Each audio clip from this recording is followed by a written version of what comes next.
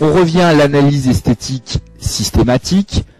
Ligne du sourire, c'est-à-dire que vous demandez à votre patient de sourire, soit faire un sourire naturel et un sourire forcé. S'il découvre les collets anatomiques des dents en sourire forcé, le cas est forcément esthétiquement compliqué.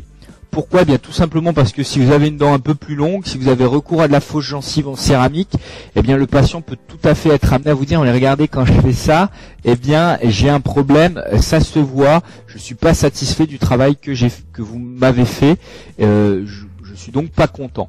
Donc le problème de la ligne du sourire, c'est vraiment un élément important. Le morphotype dentaire et parodontal est essentiel.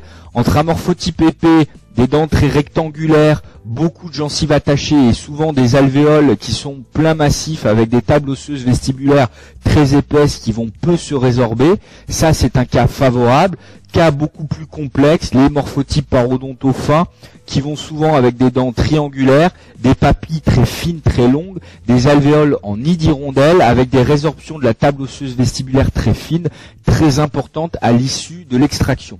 Donc vous voyez qu'entre ces deux cas, il y a plein de situations possibles, mais un morphotype parodontal fin plus une ligne de sourire haute, attention, il faut que les voyants s'allument tous au rouge et que vous soyez très très vigilants, d'autant plus si au final vous avez un patient extrêmement exigeant.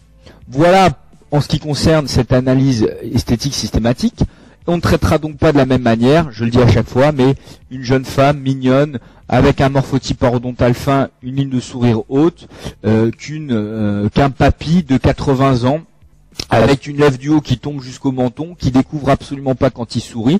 Et on peut tout à fait chez ce papy-là faire des techniques plus rapides, à minima, et pallier le manque de volume et suite à la perte, à l'extraction des dents ou à la maladie parodontale, de pallier ce manque de volume par des recours à des fausses gencives, à condition que la maintenance soit correcte. Le patient sera tout à fait satisfait, chose que ne le sera pas forcément la jeune fille avec un challenge esthétique très élevé.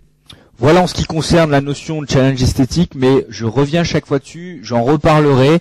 Faites attention de ne pas vous faire avoir. Il suffit d'une fois pour être appris. Il faut être pris pour être appris et malheureusement ça peut être un vrai problème.